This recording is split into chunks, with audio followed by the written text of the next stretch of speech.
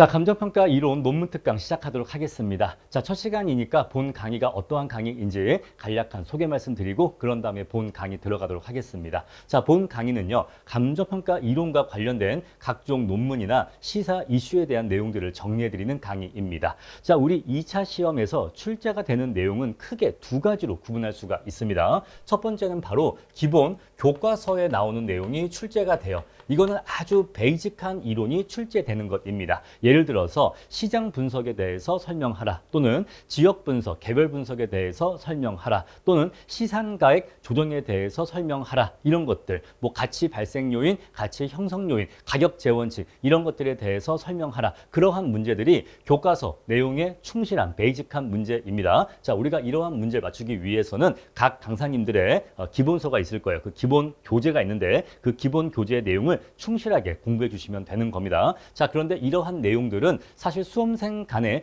지식의 차이가 별로 없어요. 실력의 차이가 별로 없습니다. 왜냐하면 어차피 다 똑같은 교과서를 똑같이 외웠기 때문에 수험생 간의 변별력이 별로 차이가 나질 않아요. 자, 그런데 우리의 당락을 결국 좌우하는 것은 무엇이냐면 결국 요겁니다. 각종 논문이나 시사 이슈에서 나오는 문제들이 이거를 알면 쓸 수 있고 모르면 못 써요. 그래서 이 변별력 측면에서는 이 논문이나 이슈에 요런 내용들을 얼마나 잘 대비가 되어 있고 이런 것들이 나왔을 때 설사 잘 모른다고 해도 이러한 내용들로 최대한 얼마나 선방할 수 있느냐 에서 여기에서 변별력 차이가 많이 납니다. 자, 그럼 이러한 논문이나 이슈가 뭐냐면요. 자, 우리 출제위원급 평가사님들이나 출제위원 교수님들은 중간중간에 각종 논문이나 칼럼, 연구 자료 이런 것들을 발표하십니다. 근데 그러한 내용들이 우리 2차 시험에 출제가 됩니다. 예를 들어서 몇 년 전에 보증금 운용 이율에 대한 문제가 나왔는데 실제로 모 평가사님의 건국대 박사과정 논문, 박사학위 논문이 보증금 운용 이율에 관련된 연구 논문이었습니다. 그래서 보증금 운용 이율에 대해서 본인이 논문을 쓰시고 출제위원으로 들어가신 걸로 짐작이 돼요. 물론 출제위원은 공개가 안 되기 때문에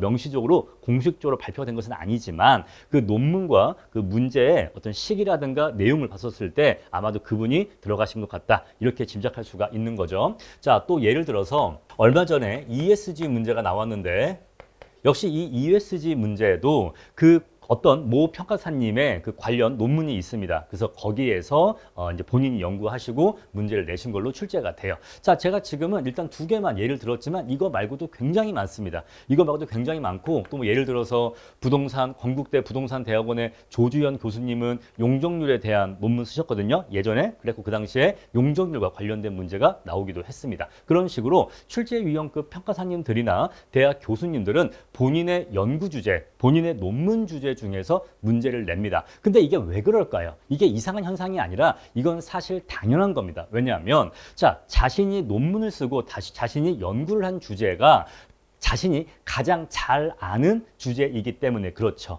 그래서 본인이 가장 잘 아는 게 그 주제이기 때문에 그 주제에 대한 문제를 내는 겁니다. 아시겠죠? 자, 그래서 출제위원급 평가사님들이나 대학 교수님들은 자신의 논문 주제에서 문제를 낼 수밖에 없다. 왜냐하면 그 내용을 내가 제일 잘 아니까. 아시겠죠? 자, 또 예를 들어서 시사 이슈가 우리 시험 문제로 출제가 되는 경우가 있습니다. 예를 들어서 우리 감정평가 업계 옛날에 토지 소유자 추천 제도가 도입되면서 토지 소유자 추천제가 도입되면서 이 평가법인들이 그 주민들로부터 토지 소유자 추천을 받기 위해서 과당 경쟁이 발생한 적이 있어요. 정말 직업윤리가 땅에 떨어질 정도로 과당 경쟁이 발생한 적이 있는데 그것이 시사 이슈가 되니까 그것이 16회 때 직업윤리 문제로 출제가 되었던 겁니다. 자, 또는요.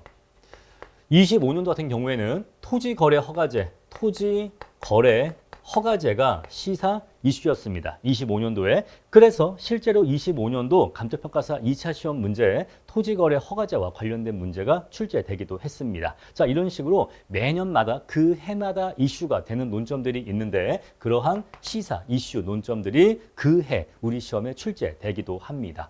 자, 그래서 이 논문 같은 경우에는 반드시 그 해나 그 다음 해에 출제가 안 될 수도 있지만 이 시사 이슈의 경우에는 그 해에 이슈가 되는 논점이 그 해에 출제가 소개가 됩니다. 자, 반대로 이 말은 시사 이슈의 경우에는 작년도나 재작년도에 이슈가 되었던 논점은 올해 우리가 시험 볼 때는 출제 확률은 극히 떨어져요. 그래서 이 시사 이슈는 매우 그 해의 시사 이슈가 뭐냐가 중요합니다. 자, 그래서 일반적으로는 이러한 것들에 대해서 지금까지는 스터디를 진행하면서 그 스터디 진행하시는 강사님들이 자료의 형태로 그동안 나누어 드려왔던 거예요. 또는 스터디 문제로 다뤄왔던 거고요. 자, 그러한 내용들을 제가 별도의 강의로 모두 정리해서 본 논문 특강을 구성하게 되었습니다. 자, 본 강의는요, 누적적으로 강의가 진행됩니다. 자, 누적적으로 강의가 진행된다. 이게 무슨 뜻이냐면 지금까지 일반적인 강의들은요, 강의가 이런 식으로 진행됩니다. 예를 들어서 X1년도에 어떠한 강의를 진행했다라고 하고서 자, 강의가 이렇게 1강, 2강 돼 있고 10강까지 강의가 있었다라고 해보겠습니다. 자, 그런데 이러한 강의를 그 다음 연도에 리뉴얼 할 때에는 어떻게 하냐면요. 요거를 다 내리고 지워버리고 X2년도에 1강부터 10강까지를 전부 다 새로 찍죠. 자, 일반적인 강의들은 이런 식으로 진행돼 왔었습니다. 자, 그런데 본 강의는요, 누적적으로 강의가 진행될 거예요. 이게 무슨 소리이냐면은, 자, X1년도에, 자, 1번부터 5번까지 강의가 진행되었다. 1번부터 5번까지 각종 논문이나 시사 이슈를 정리해 드렸다라고 한다면, 그 다음 연도에는 X2년도에는 여기에다가 자, 기존 강의 내용 유지하고 여기에다가 추가적으로 6번 내용, 7번 내용, 8번 내용이 이렇게 덧붙여지는 방식으로 강의가 누적적으로 쌓여 나갈 겁니다. 자, 왜냐하면 제가 어떠한 논문 내용을 소개해 드렸어요. 예를 들어서 보증금 운용 이율과 관련된 논문을 소개해 드렸습니다. 근데 그 내용이 그 다음 해가 된다고 해서 저 논문 내용이 바뀌는 것은 아니거든요.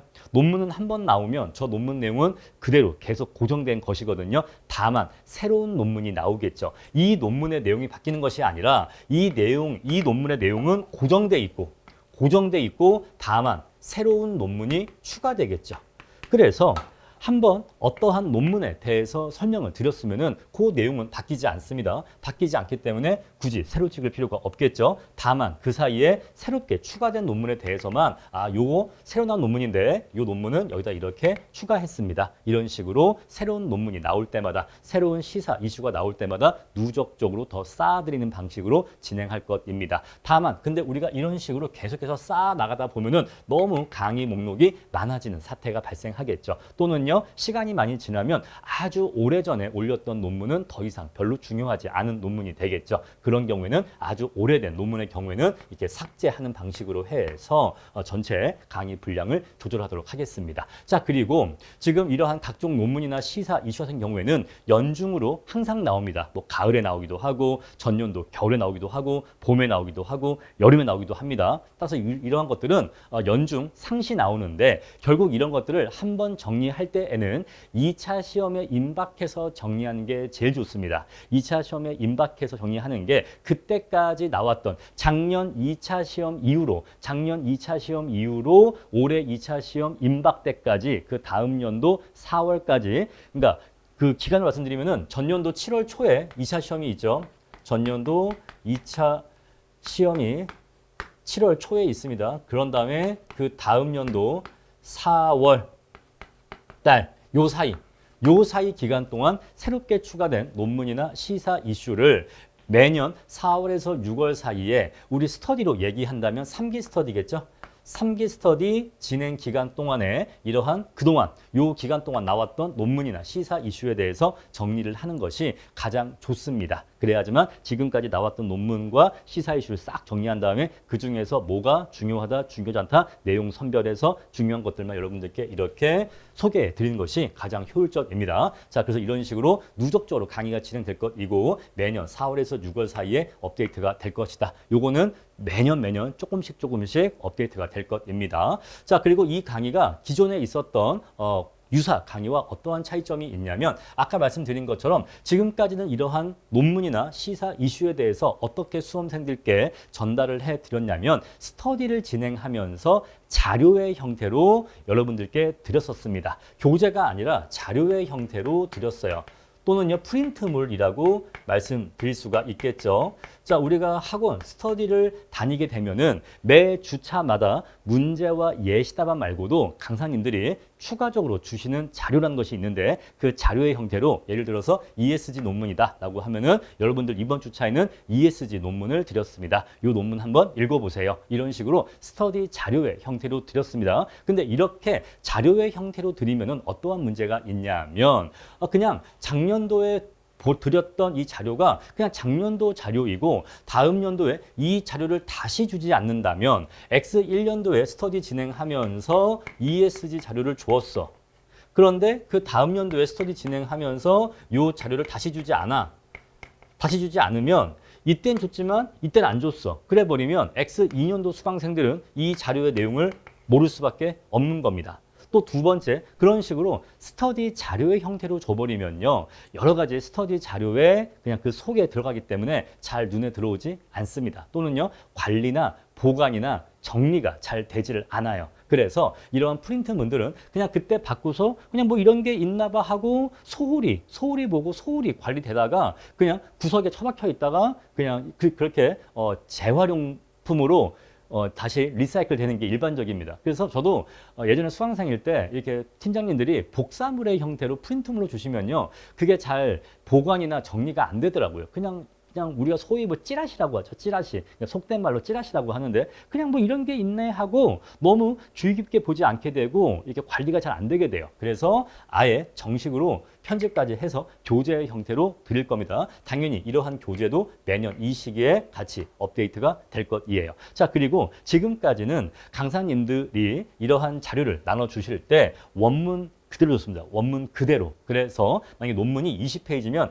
20페이지를 모두 복사해 주면서 이러한 논문이 있으니 그 논문이나 어떤 뉴스 기사 이런 것들을 전체 분량을 다 주시면서 읽어보세요. 라고 그냥 전체 분량을 던져주셨어요. 이 요약이라고 하는 것이 잘 되지 않았단 말입니다. 물론 중간중간에 중요한 문장이나 중요한 부분에 대해서는 표시를 하시는 경우는 있겠지만은 기본적으로는 전체 분량을 다 주셨다라는 것이에요. 그런데 논문이라고 하는 것이요. 전체 분량을 다 볼 필요가 없습니다. 왜냐하면 논문이라고 하는 게 대부분은 그 분량의 3분의 2가 무엇으로 이루어져 있냐면 통계 분석으로 이루어져 있어요. 우리 사회과학 쪽, 감정평가 쪽, 부동산 쪽 논문들은 3분의 2가 대부분 통계 자료로 이루어져 있고 나머지 3분의 1이 이론적인 내용으로 이루어져 있습니다. 근데 이런 통계적인 자료들은 분량은 많지만 사실 우리가 봐도 해석이 안 되고 일반적인 수험생들이 봐도 해석이 안 되고 또 시험 문제 나오지도 않는 내용이에요. 시험 문제는 이런 통계 분석 자료가 나오지 않겠죠.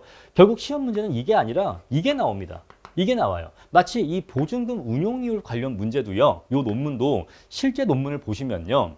내용의 3분의 2가 그 여러 지역에 대한 부동산 운용 이율에 대한 통계 분석입니다. 뭐 어느 지역의 보증금 운용 이율은 몇 퍼센트로 조사가 되었고 어느 지역은 몇 퍼센트로 조사가 되었다. 이런 식으로 통계 분석이 대부분이에요. 대부분이고 나머지 3분의 1에서 보증금 운용 이율에 대한 이론적인 서술이 담겨 있는 겁니다. 근데 시험 문제는 얘가 아니라 얘가 나오거든요. 그래서 논문 전체 분량을 주면서 이걸 다 읽어봐라 라고 하는 것은 물론 전체 논문 내용을 다 볼 수 있게 한다라는 장점이 있다라고 한다면 그나마 장점이겠지만 사실 수험 효율적인 전략은 아닙니다. 수험생분들은 논문 전체가 아니라 요 이론 부분, 요 부분을 보셔야 되고 요 부분 중에서도 그래서 우리 시험에 나올 만한 내용이 뭔데 그래서 내가 이 논문에서 알아야 될 내용이 무엇인데 그 내용을 요약해 줘야 돼요. 그래서 본 강의는 논문을 전체 원문을 제공하는 것이 아니라 요약을 해서 제공을 해 드릴 겁니다. 자, 제가 네이버 카페에 요거 논문 특강 교재를 이미 올려놨는데 요 PDF 보시면요. 요 PDF는 전부 다 요약되어 있는 겁니다. 논문 내용을 수십 페이지, 20페이지, 30페이지 논문을 두 쪽, 세 쪽 이러한 분량으로 요약을 해놨어요. 우리 시험에 나올 만한 내용으로 감정평가사 수험생분들이 아셔야 하는 내용들 위주로 제가 짧게 핵심만 요약을 해놨습니다. 그래서 자 프린트물의 형태가 아니라 교재의 형태이고 그리고 정식 강의로 구성했다라는 것이고요. 자 그리고 논문 전체 분량이 아니라 그것을 요약했다라는 것입니다. 자, 그래서 여러분들이 이 강의를 잘 활용하신다면은 2차 시험 문제에서 이러한 문제, 여기서 나오는 문제들을 잘 대비하실 수 있을 거예요. 자, 근데 이러한 논문 특강은요, 여러분들이 감정평가 이론 공부하실 때 가장 마지막 단계에서 공부하셔야 됩니다. 자, 어디까지나 기본 교과서에 대한 내용을 충실하게 알고 있다라는 전제 하에 내가 기본적인 이론은 충분히 알고 있어. 난 그래서 논문을 봤었을 때,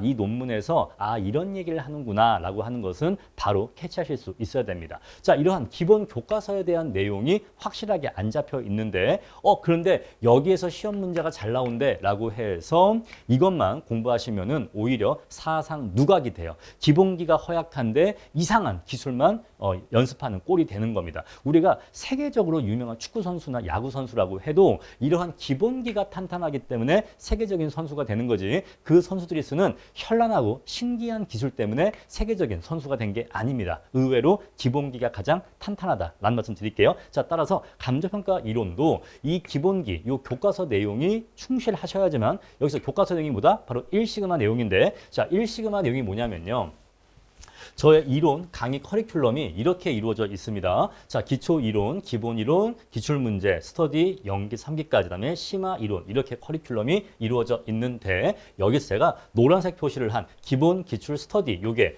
1시그마예요. 요게 1시그마. 1시그마는 계란의 노른자라고 생각하시면 됩니다. 자, 1시그마는 계란의 노른자 부분인데, 그 노른자 부분이 바로 요 세 개의 강의예요. 그래서 기본 강의, 기본서와 기본 강의, 그다음에 기출 문제 공부, 그런 다음에 스터디 한 사이클 과정, 요 내용, 요게 기본기입니다. 요 기본기를 충실하게 하신 다음에 가장 마지막 단계에서 요 심화 이론으로서 이 논문 특강을 들으셔야 돼요. 요거 이름 고칠게요. 논문 특강입니다. 자, 아무래도 내용적으로는 이러한 기본 이론보다는 어려운 내용이기 때문에 심화적인 성격이 있는데, 강의의 이름은 논문 특강으로 하겠습니다. 자, 그래서 이 논문 특강은 감정평가 이론 전체 커리큘럼 중에서 가장 마지막 단계에서 공부한 것이다 라고 말씀드릴 수 있겠어요. 그래서 우리 이러한 것들은, 자, 우리 여기 기본 이론 이런 것들은 그 전년도 4월에서 7월 이럴 때 공부를 하겠지만, 이 논문 특강은 그 다음에 4월에서 7월, 4월에서 6월이겠죠. 7월 초에 시험이 있으니까 4월에서 6월 달에 공부를 하는 내용이다. 다음 연도 4월에서 6월로 가장 마지막 단계에서 공부를 하셔야 되는 그러한 과정입니다. 자, 그래서 기본 이론이나 기출문제, 스터디 이런 것들은 5회독씩 반복을 하셔야 돼요. 기본 이론과 기출문제는 5회독씩 공부를 하셔야 되고, 스터디는 여러분들 실력에 따라서 상황에 따라서 반복하시면 되겠습니다. 역시 이것도 1, 2회독은 해야 된다라고 말씀을 드리고, 이렇게 공부를 했었을 때 마지막으로 본 논문 특강으로서 2차 논점을 대비하시면 되겠습니다. 자, 이렇게 해서 본 강의가 어떠한 강의이고 어떻게 이루어져 있고 여러분들께서 어떻게 활용하시면 좋을지에 대해서 간략하게 말씀을 드렸고요. 그런 다음에 이제 우리 다음 시간부터 본격적으로 강의 들어가도록 하겠습니다.